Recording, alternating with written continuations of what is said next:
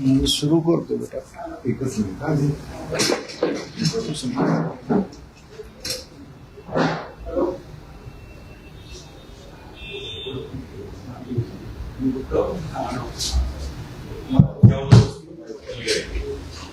नाही मी पण मुक्त बरोबर साहेब. फ्रेम खराब होतो मग काय नाही त्याची वाढ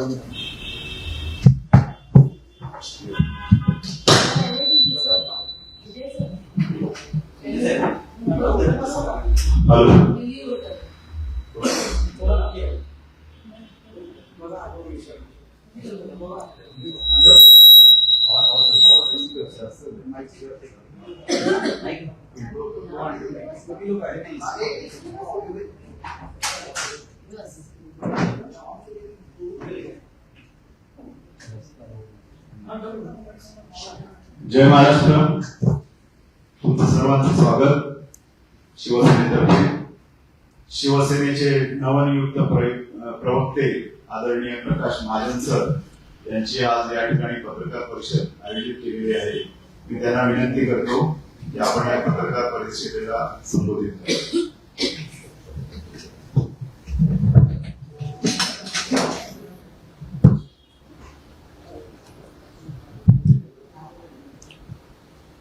नमस्कार. खरं म्हणजे मी संबोधित करण्यासाठी तुमच्या प्रश्नाचे उत्तर देण्यासाठी आलेलो आहे.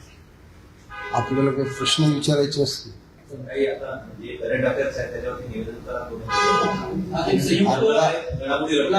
सिद्ध झालेली आहे. राज ठाकरे आणि उद्धव ठाकरे यांची मुलाखत तुम्ही पाहिजे त्यावरती काय तुमची प्रतिक्रिया आहे? मी ती मुलाखत काही पूर्ण पाहिली नाही. मला वाटतं 3 वर्षापूर्वी अशीच एक मुलाखत आहे. त्याचा हा सिक्वेल आहे. सिक्वेल प्रत्येक चालतोच असं नाही. फरक एवढाच आहे की आता सिंगल हिरो सिंगल डायरेक्टरचे ऐवजी डबल हिरो डबल डायरेक्टर असा तो सगळा प्रकार आलेला आहे. याच्यामध्ये राजसाहेब एवढे सहज नव्हते आणि अडचण राजसाहेबांची अशी की त्यांच्यासमोर कोणी चित्रपट क्षेत्रातला उपस्थित नसलं तरी फारसं बोलू शकत नाही. म्हणून महेश मांजरेकरला तिथं समोर ठेवण्यात आलं. महेश मांजरेकरचं एक कुठंतरी मी वाक्य त्या तुमच्या ह्याच्यात ऐकलं की आता मला आमची मुलं सुद्धा घराबाहेर पाठवताना भीती वाटते. मला एक हा प्रश्न पडला की ज्याला भिकार चोट संपादक असं राज ठाकरे म्हणले होते, त्या संजय राऊतला मुलाखत द्यायला राजसाहेब तयार कसे झाले? म्हणजे संजय राऊतला भिकार चोट म्हणले आणि हा महेश मांजरेकर याला भीती कशाची वाटते? हा तर मला वाटतं तो छोटा शकीलचा चांगला मित्र आहे. भीती तर आम्हाला त्यांच्यापासून वाटली पाहिजे.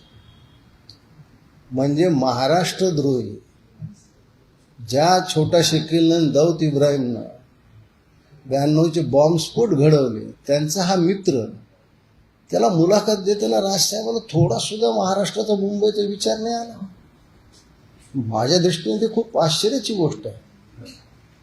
आणि मुलाखत कशी होती की प्रश्न त्यांचेच, विचारणारे तेच आणि उत्तरं त्यांचीच अशी होती. मला वाटतं मध्ये काहीतरी पत्रकार परिषदमध्ये तुम्ही लोकांनी उद्धव ठाकरेवर असा काही बॉम्ब टाकला की ते बिचारे बोलूच शकले नाही. तर या सगळ्या गोष्टीचा ज्यावेळेस आपण विचार करतो, आता ते म्हणजे इतके वैफल्यग्रस्त झालेले आहे आणि कुठल्याही अर्थाने आम्हाला सत्ता मिळवायची म्हणजे स्वर्गीय बाळासाहेबांचं स्मृतीस्थळ हे लक्षावधी हिंदू, मी शिवसैनिक म्हणत नाही, लक्षावधी हिंदूंना एक तीर्थक्षेत्र आहे, त्याची तुम्ही चावडी करून टाकली सत्तेसाठी. चावडीचा अर्थ आजकाल चावड्या तर खेडेगावात राहिलंच नाहीत, पण एखादी भांडण चावडीवर येतं त्या पद्धतीनं तुम्ही तिचा वापर केला. सत्तेसाठी तुम्ही काय कोणत्या थराला चाललात कळण्याच्या पलीकडे. मी यांच्याकडे हिंदुत्वाचा नेता म्हणून पाहत होतो, ते हिंदुत्व कुठे गेले यांचं? चंदू मामा मागं ढकलले, रशीद मामाला जवळ आणलं. केवळ मतासाठी चाललंय. मग तो इंटरव्ह्यू फार पाहणे म्हणजे काय, सगळा तयार केलेलाच इंटरव्ह्यू होता आणि त्या इंटरव्ह्यूतून फार काही महाराष्ट्राला मिळालं असं काहीच नाही ना. हे लोक जुन्या काळी मूल नाही झाल्यावर ते पुत्र कामिष्टी करायचे, तसं बऱ्याच दिवसात महानगरपालिकेची सत्ता नाही मिळाली ते महानगरपालिका कामिष्टी नावाचा यज्ञ 2 भावांनी मिळून केला. ते आम्हाला ह्याची सत्ता मिळाली पाहिजे आणि ती सत्ता त्यांना मराठी माणसाचा आहे, त्यांनी काय मुखवटा आहे, ही सत्ता त्यांना राबवायची आहे. त्यांना काही मराठी माणसाची काळजी आहे असं कधी दिसलंच नाही ना. म्हणून तो काही इंटरव्ह्यू मी काही फार पाहायला अशातली मला काही ते वाटलं नाही. आज त्यांनी एक समजा की ही सगळी लोकं डायरेक्टर्सनी घेतली आहे, लाईट कॅमेरा ऍक्शन अशा धर्तीवरती ही मुलाखत झाली आहे. तसंच झालं ना, सगळं ठरवून झालेलं आहे. ते अचानक तुम्ही दुसरे पत्रकार बोलवा, तुम्हाला बोलवा, कारण यांचे इंटरव्ह्यू दुसरा कोण घेणार. याच्या अगोदर एक 3 वर्षापूर्वी झाला होता, काय त्याच्यातून निघालं. 3 वर्षापूर्वी जे प्रश्न होते त्यात फार बदल नाही झालेला. त्यावेळेस खाजवायचा प्रश्न पडला होता, आज भाऊ असल्यामुळं दुसरा वेगळा प्रश्न पडला. मला या पत्रकार परिषदेनिमित्त त्या 2 भावाला काही प्रश्न विचारायचे. सत्ता त्यांची येणार नाही हे 100%. भारतीय जनता पक्ष शिवसेनेची युती अभेद्य आहे. देवाभाऊ आणि एकनाथजी शिंदे यांच्यावर लोकांचा विश्वास आहे. मला फक्त एका प्रश्नाचं यांनी उत्तर द्यावं की मराठी हे करतात तर मराठीसाठी यांनी काय केलं असं. मराठीची तुमची जी काही तुम्ही जो मुखवटा घातला आहे तर तुम्ही सरळ सांगा ना आम्हाला सत्ता पाहिजे म्हणून. आज राज ठाकरे उद्धव ठाकरेवर सोबत जाऊन आनंदी नाही आहेत. राज ठाकरेचं पहिलं प्रेम तर देवेंद्र फडणवीस आहे, पण ते काही झालं नाही. नाविलाजानं ते आज उद्धव ठाकरे बरोबर आहेत. याचं कारण असं आहे की महाराष्ट्र नवनिर्माण सेना ही पूर्ण खिळखिळी झाली आहे. आज तुम्हाला 227 पैकी 52 जागा दिल्या. आज लोक बाहेर का पडतात मनसेतून, कारण त्यांना लढवायला जागाच नाही. तुम्ही 52 जागा घेतल्या, लढतील कुठे लोक. त्याच्यामुळं हे जे सगळं चाललंय ती मुंबईची सत्ता आपल्या ताब्यात ठेवायची आहे, दुसरं काही नाही. संतोष पुरी यांनी देखील पक्षातून बाहेर पडून अशी खरी टीका केलेली आहे. संतोष धुरी बोलला, आम्ही न बोलता बाहेर पडलो. एक ठराविक वर्तुळ आहे जे राजसाहेबांच्या जवळ कुणाला जाऊ देत नाही, त्याच्यातून हे सगळा प्रकार घडलेला आहे. पण मला वाटतं की हे जे सगळं चाललेलं आहे ते मराठी माणसाच्या भावनेला हात घालण्याचं काम चालू आहे. संदीप देशपांडे सुद्धा नाराज आहे अशी चर्चा आहे. तुम्हाला काय वाटतं, संतोष मी तर- बाहेर पडल्यानंतर संदीप पण बाहेर पडेल का? अहो संतोष धुरी आणि संदीप देशपांडे 2 तन 1 जान आहे. संदीप फार आनंदी आहे असं नाही आहे, कारण तो शरीराने जरी मनसित असला तर आत्मा त्याचा तिकडे आहे. आणि धुरी काय त्याला विचारल्याशिवाय थोडाच पक्ष सोडतो असं नाही आहे. पण काही गोष्टी तुम्ही आरोप करताना मला म्हणजे राज ठाकरेंच्या विषयी वाईट वाटलं, कारण मी त्यांच्यासोबत काम केलं. मला सांगा तुम्ही काय आरोप करता, त्याला काहीतरी आधार आहे. 50 खोके त्याचं लगेच कॅल्क्युलेशन मांडलं 2000 कोटी. 50 खोके मला माहीत, 50 खोकेचं मला माहीत नाही. पण एकनाथजी शिंदेने 1 खोकं मात्र उद्धव ठाकरेला दिले, ते उद्धव ठाकरे नाही म्हणा माझ्यासमोर. शिवसेना पक्षाजवळ असलेले 50 कोटी 1 रकमेनं उद्धव ठाकरे दिले, त्यांनी नाही म्हणून सांगा. 1 खोकं मला माहिती, बाकी त्यांना काय माहीत असलं माहिती. काय म्हणजे मला हे कळत नाही की हे जसं एक जनावराच्या बाजारात लोक दलाली करतात ना, त्यांना गोदान सुद्धा व्यवहार वाटतो. सगळे काय तुमचा विषयच पैशाशी, दुसरा विषयच नाही तुमचा. त्याच्यामुळे लोक पैशावर फुटतात हे तुम्ही म्हणू शकता ना. तुम्ही आरोप कुणावर करताय? हा एक माणूस उठतो, तो गुजरातला जातो, त्याच्या मागं 50 लोकप्रतिनिधी जात आहेत. ते त्याच्या जातीचे नाहीत, धर्माचे नाहीत किंवा नातेवाईक नाही आहेत. हा विचार करण्यासारखा तुमच्या समोरचा प्रश्न आहे की लोक उठून जातात कसे, कोणचा विश्वास त्या माणसाने दिलाय, आज तुम्ही त्याला अशा पद्धतीनं बदनाम करताय. मला सांगा, शरद पवारनं त्यांच्या आत्मचरित्रात यांच्याविषयी काय लिहिलेलं आहे की 2.5 वर्षाच्या कालखंडात मंत्रालयात न गेलेला मुख्यमंत्री, आणि तेच सर्टिफिकेट शरद पवार साहेबांनी एकनाथ शिंदे साहेबांना दिले की 2.5 वर्षात यांनी काय काम केलं.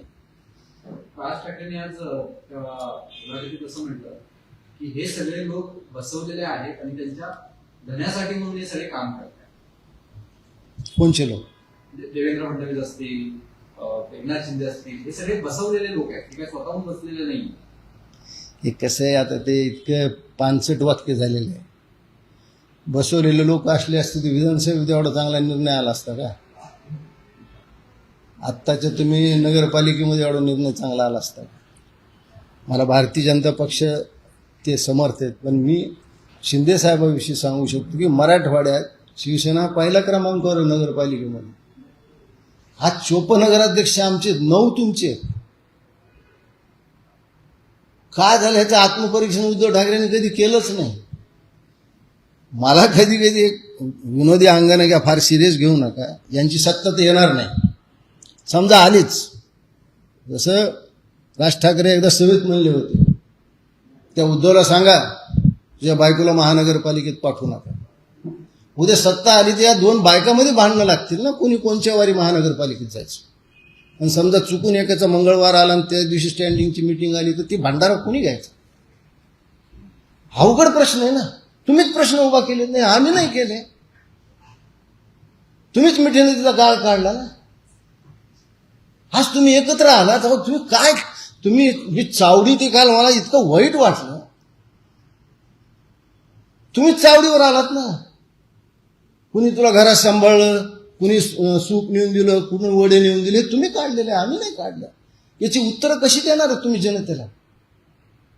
आज तुम्ही एकत्र झालात, ठीक आहे, मग त्याचं काय, ह्या प्रश्नाचं उत्तर दिलं पाहिजे ना की कालपर्यंत तुम्ही जे उद्धव ठाकरेविषयी बोलला होता त्याच्याविषयी तुमचं आज काय मत आहे. आणि उद्धव ठाकरे जे राज ठाकरेविषयी बोलत होते त्यांच्याविषयी तुमचं काय मत आहे हे बोलावं. मराठी, आम्ही मराठीच आहेत ना. जसं त्यांच्या कमरेला करदोड आहे तर माझ्या कमरेला करदोड आहे, तर मराठीपणाचं आहे काय, कोणाला सांगायला तुम्ही मराठी? पण मला असं वाटतं की मराठी एक त्यांनी समोर उभा केलेलं एक बुजगवून आहे. त्यांना माहिती की मराठी माणूस खूप सेन्सिटिव्ह असतो. मला सांगा, यांनी सांगितलं होतं की मुंबईत जन्मावं लागतं तर तुम्हाला मुंबईच्या समस्या कळतात. चला, मान्य आहे मला की मुंबईत कुणी 40 जन्मले, पत्र्याच्या घरात राहिले. काय यांच्या घरात काय म्हणजे जन्मलेच AC मध्ये, मला काय माहिती मुंबईच्या समस्या काय. आणि मी एक महाराष्ट्राचा नागरिक म्हणून सांगतो, मुंबईमध्ये ज्याही सुधारणा केल्या ते मुंबईत जन्मलेले कुणीच नव्हते. गडकरीने एवढे फ्लायओव्हर केले ते का मुंबईत जन्मलेले होते? आज एवढे रस्ते चालले ते का मुंबईत जन्मलेले लोक? काहीतरी एक आव्हान करायचं भाऊ, मुंबईत जन्मावर. अहो, तुम्ही मुंबईत जन्माला 4 महिने तुम्ही लंडनमध्ये राहता, तुमच्यासमोर टेम्स नदीचे स्वप्न असतात. इथं मिठी नदी काय झाली त्याचं बघा. अशा पद्धतीनं एक निवडणुकीत काहीतरी यश मिळावं म्हणून हा मराठीचा मुद्दा. यांना मराठी माणसाविषयी काहीही घेणं देणं नाही. माझा साधा प्रश्न असा आहे की पहिल्या सभेत राज ठाकरेंनी सांगितलं होतं की कोहिनूर मिलमध्ये विस्थापित झालेल्या कामगारांच्या मुलांना आम्ही काम देऊ. ते कामगार कुठे आहेत, ते मुलं कुठे आहेत आणि ती मिल कुठे? तुम्ही, मला वाटतं त्याचं नाव बहुतेक शिव उद्योग असं काही तर असेल, मायकल जॅक्सनला आणून नाचवलं. त्याचा गोळा झालेला पैसा आणि त्याच्यातून किती मराठी पोरं उद्योगपती झाले, एकदा त्याची यादी तर द्या ना तुम्ही आम्हाला. तुम्ही सांगितलं मेट्रो मुंबईत आल्यावर मराठीचा माणूस वसई विरारकडे फेकला जाईल. त्या मेट्रोचा लाभ आज कोण घेतोय? वसई विरारकडे माणूस कुणी गेला? SRS स्कीम कुणी आणली? गिरणी कामगार कुणी उद्ध्वस्त केले? या प्रश्नाची उत्तर द्यायला लागू नये म्हणून मराठीचा मुद्दा चाललाय. माझे नेते एकनाथजी शिंदेने सांगितले की मुंबईचा महापौर हा मराठीच होईल आणि हिंदू होईल, याच्यात कुठेही बदल होणार नाही. पण राज ठाकरे सांगून त्यांना असं म्हणतायत की महाराष्ट्र हितापेक्षा आम्हा दोघांचे वाद हे अत्यंत किरकोळ आहेत आणि महाराष्ट्र हितासाठी, मुंबई वाचवण्यासाठी म्हणून आम्ही एकत्र आलो हे त्यांनी स्पष्ट केले. 20 वर्ष किरकोळ वाद असतो. 20 वर्ष झाले ना, आणि 20 वर्षानंतर भेटले, 10 मिनिटात भेट संपली. 20 वर्षाचा विरह, मला वाटलं रात्रभर काही गप्पा मारतील, कुछ पिलाएंगे पिएंगे असं काही होईल, ते 10 मिनिटात संपलं. तुम्ही तुमचा वाद त्याच्यासाठी तो होता की मुंबईवर नियंत्रण कुणाचं असलं पाहिजे. तुम्ही काय तत्वज्ञान म्हणून थोडीच बाहेर पडला होता. म्हणून म्हणलं की त्यांच्या पायाखालची वाळू घसरत चाललेली आहे. दुसरी सगळ्यात मोठी गोष्ट अशी की त्यांचा जीव हा सगळा गोल्डन ट्रायंगलमध्ये अडकलेला आहे. मुंबई, ठाणे, नाशिक, पुणे याच्यामध्ये कुणाच्या कॅमेऱ्याच्या रील अडकल्यात, कुणाची सुगी अडकली. एवढ्यासाठी सगळ्या मराठी माणसाला वेठीस धरण्याचा हा प्रयत्न चालू आहे. तो मराठी माणूस काही यशस्वी होऊ देणार नाही. आणि माणसं किती झाली असली तरी ठाकरे कुटुंबामध्ये खरं अद्याप कायम नाही. अहो, अजून काही मिळालं ना, ते हे कल आहे. जर मिळाल्यावर काय होईल मी तुम्हाला सांगितलं ना. म्हणजे ते महापालिकेच्या नोकरांची तर बेजारीच होईल. कुणाला जाऊन नमस्कार सकाळी करावा, कुणाला दुपारी करावा. मिठीच नदीचा गाळ कुणी कुठे नेऊन टाकावा, कुणी रस्त्याची कामं करावी. तुम्ही ज्या लोकांविषयी तुम्ही सांगितलं की मला वाटतं बहुतेक ते निलेश राणेंची मुलाखत ऐकली. ते म्हणले उद्धव ठाकरे कधी खिशात काय पाकिट आपण जसे 10-5 रुपये कधी फिरत नाही म्हणले. त्यांचे पॅड तर कुणीतरी गुजराती घेतलं असतं. मी उद्धव ठाकरेचे एका गोष्टीचं कौतुक करतो. त्या माणसाला संगीतात किती कळतं हे मला माहीत नाही, पण राग गुजराती त्यांनी संगीतात दिला बाबा. काही झालं तर ते गुजरातीवर येऊन चिपकत, कारण तो राग आळवल्याशिवाय त्यांचं दुकानच चालू शकत. अरे आम्ही मराठी माणसं आहोत, आम्ही काही गुजरातला मुंबईला नाही. हेच 35 वर्षापासून हेच ऐकायला होतं आम्ही. मुंबई तिचं जे मुंबईचा मराठी माणूस तिथे काही झालेलं नाही. आज एकत्र येऊन सुद्धा राज ठाकरेच्या चेहऱ्यावर हसू दिसत नाही. याचं कारण काय की उद्धव ठाकरेंनी बरोबर राज ठाकरेची राजकीय मूल्य काय हे ओळखले.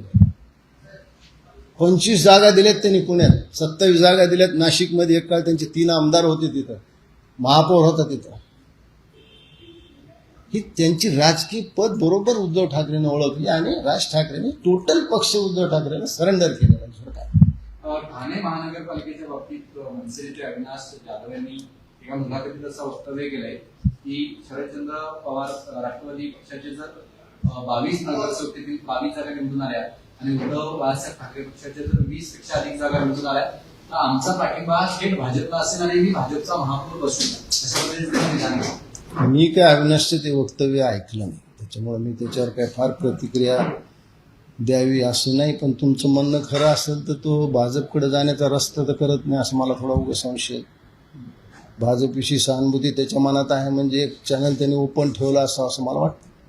मला काय वाटतं, तुम्ही इतकी वर्ष मनसेमध्ये काम केला, संदीप देशपांडेंना तुम्ही फार जवळनं ओळखता.